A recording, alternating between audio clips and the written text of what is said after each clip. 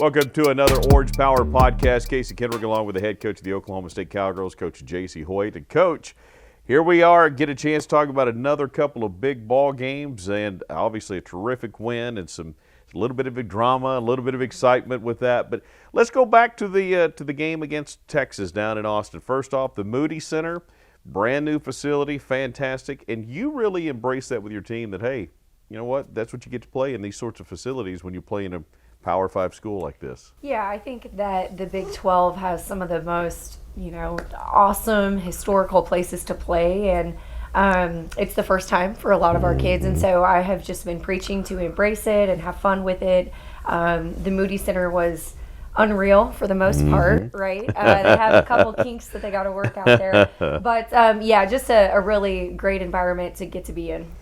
You have really talked and told us, and obviously told your team about, adversarial situations and this sudden change we've been talking about. Well, sudden change means that we don't get to start the second half on time, but there was nothing sudden about it because we were in an hour delay because of the clock situation. And, that was really, truly one of the most unique issues I think I've ever seen.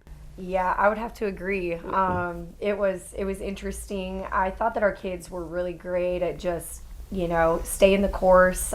We kept them warm the whole time. Sometimes it was stretching, sometimes they were shooting. I even pulled them back out into the hall to have another little, halftime chat. But that was interesting. It was. And, the other interesting part was the way Texas came out. We knew that with them not wanting to be swept and it's a home game for them, there's a lot of elements to this that they were going to come out and throw some haymakers, and they did. But what I loved is at one point you're down a pretty good amount, and the next thing you know, you look up and it's tied. As we've talked about all year long, this team just doesn't get rattled. No, they don't. They don't back down. They don't get rattled. I think a lot of that is just kind of who they are anyway. A lot of it's the culture that we have, and then a lot of it's just that veteran experience, that it's a long game. It's a marathon of a season, and so just staying the course and not letting your feelings get too out of whack either way. Well, and the other part of that game, and again, I thought you guys went toe-to-toe with one of the best teams in the conference, and just proved that, you earned the first win and really had a good shot at the sweep. But you had Claire for just a moment. She played about 3 minutes. Anna Gret coming off some illness. She wasn't quite as her full capacity. And, man, you talk about adversity. Now all of a sudden that bench starts to shrink up quite a bit, and yet your kids in it late in that ball game. Yeah, we were right there. We had them exactly where we wanted them. And to do so with such a limited bench, and not just a limited bench, but a couple kids who weren't feeling well. Anna Gret was coming off of one practice. I could go on and on about the different things that this team has faced, but they've never once played the victim. I haven't let them play the victim, and it's just been a fun team to get to coach because they just rally. They rally for each other, and they love each other. They care about each other, and I think that is really reflected in the way that they play, and they never quit or give up on each other. Yeah, I just think that has been shown by their examples on the floor and off the floor over and over and over, which is fantastic. So you go down there, it's tough, you don't get the W, and now you're getting ready to take on a team that you haven't faced yet, and you knew that, again, it was going to be tough. They were in a very similar situation in the standings and from a perspective of where they're going to be with the NCAA tournament. So you knew you were going to get a good shot from Texas Tech, and you did. And, again, very limited bench. What an effort.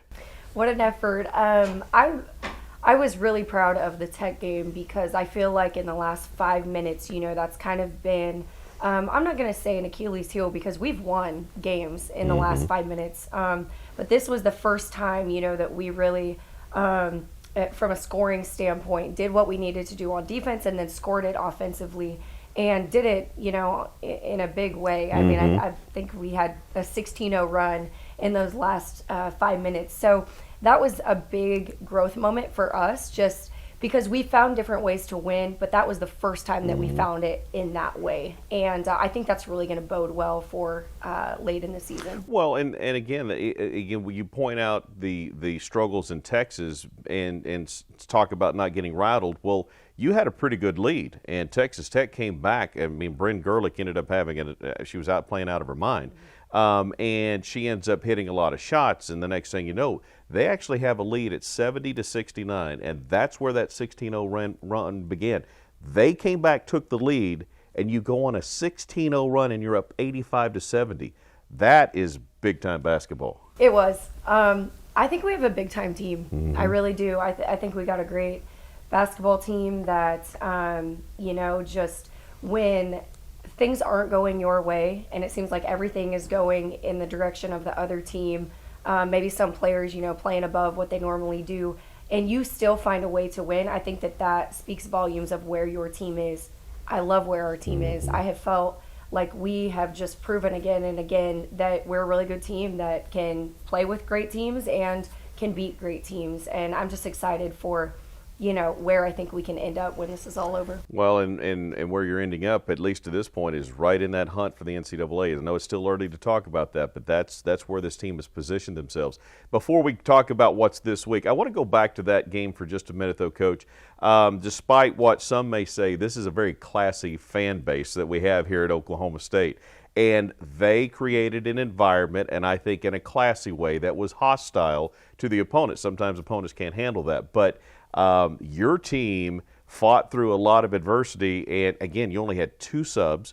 Your subs were phenomenal. You had 2 starters that were in foul trouble, handcuffed from the very beginning, and just not going to be denied. And again, I think you talk about this all the time, but that's the carryover from a tough game against Texas and other times.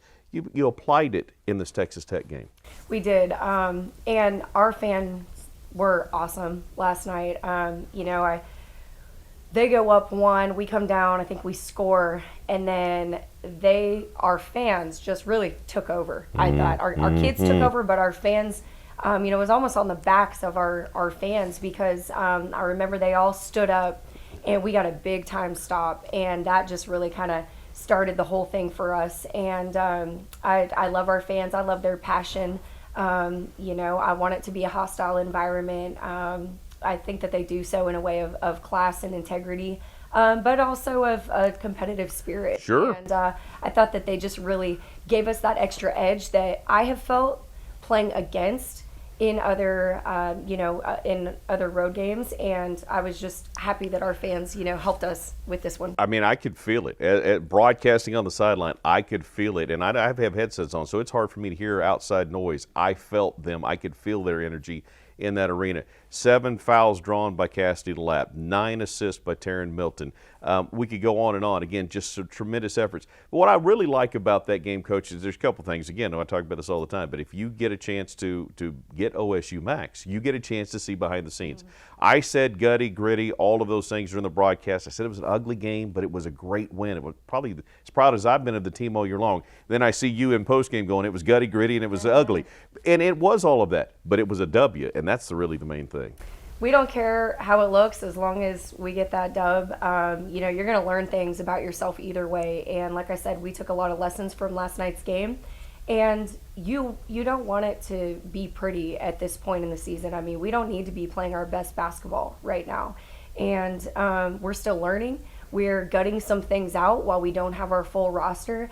But we're getting it done. And that's the most important thing. And this team understands that. And that's the beautiful thing about coaching this team is they don't care who scores. They don't care who gets, the recognition after the game, because we all know this is us versus us. This is me versus me. And we're just having fun with it. Your last message in postgame, though, was us versus us, but this isn't a 1-0 week. It's a 2-0 week, right? And that means that this next one against TCU, listen, they've got nothing to lose. They're going to let it all go, and here comes a good and a top half of the league team coming in. Let's go get us a dub. So you're going to get a good shot. You got to be really focused and ready to go against TCU. I think with the success that we've had, we're going to get everyone's best shot. I even felt like that about Texas. I feel like that about everyone at this point. TCU is a scary team because they don't have anything to lose, like you said. They're going to let it fly from the 3. Those games are always a little bit scary. And they're playing teams close, you know. I mean, they're not necessarily winning, but they are right there. And anytime you're on someone else's home court, I think, you know, that's just even adds to it. So we definitely need to be on our A game, and we are not overlooking them by any means. And we're just treating every game as 1-0, and this is another big one for us. Well, and it's not a trap game if you're prepared for it, right? And you guys have prepared for that. Who knows what's going to happen, but you guys have prepared in that regard and showing them the proper respect because they do have a very talented roster. And on the heels of that, before our next podcast, you come back home for a Tuesday night game.